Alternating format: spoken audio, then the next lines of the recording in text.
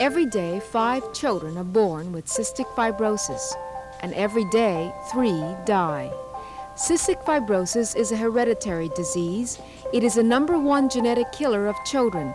As yet, there is no cure.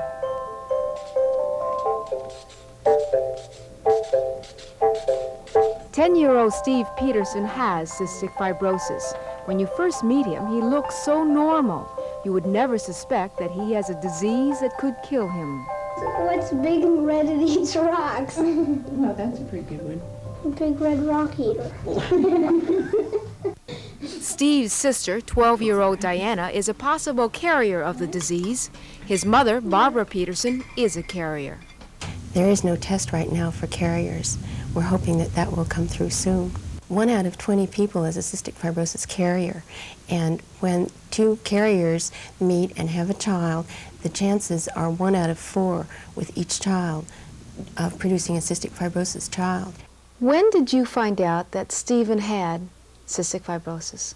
Well, until 4.5 years ago, I was told by Stephen's pediatrician that he had allergy problems, as his sister and I do, and then he had a very serious case of viral pneumonia. This was the first time that he was very, very ill. Dr. Collier at Kaiser suggested that he be given the cystic fibrosis test, and she said it's highly unlikely that he would have the disease.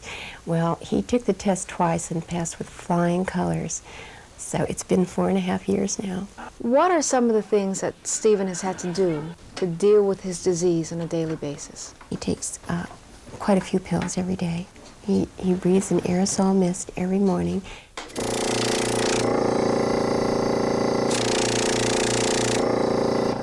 It's a problem for him, and it's boring.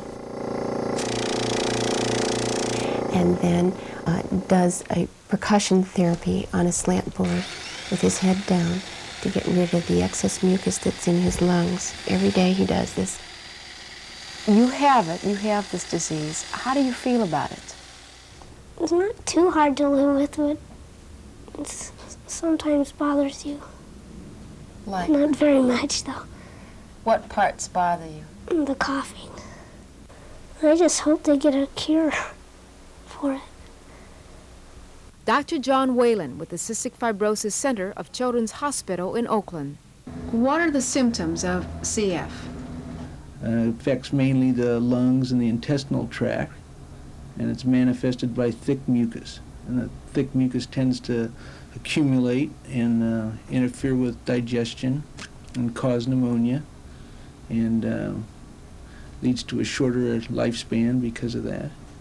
If you tell a person that they have a chronic fatal disease, they're going to tend to feel that way. So if you tell them that they're going to be training every day and give them rewards for improving, then that intends to encourage them to take care of themselves and to comply with care. Life comes in packages, says Dr. Whalen, some big, some small. Steve may have gotten a small package, but he's using it as completely as any 10-year-old can. Get ready. Go!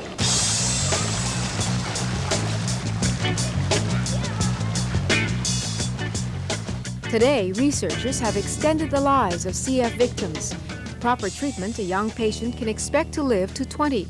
And there are a few victims who give kids like Steve even greater hopes. Patients like Kim Adil, patients living beyond the deadline. Doctors told her parents she had CF when she was 18 months old. She's 22 years old now, still alive, still fighting the disease. They told my parents, she wouldn't live past 3. And when I was 3, they told them I wouldn't live past 5, and on and on and on. And so I believe all the care that we had at the hospital and at home helped me to live. Kim is a Northern California Cystic Fibrosis ambassador. She volunteers twice weekly in the CF Foundation office. It's her job to call on other CF patients to cheer them up. Don, you take care of yourself, okay? Do those treatments, no matter, you've heard it from us all. At any time, have you ever become really frustrated with CF?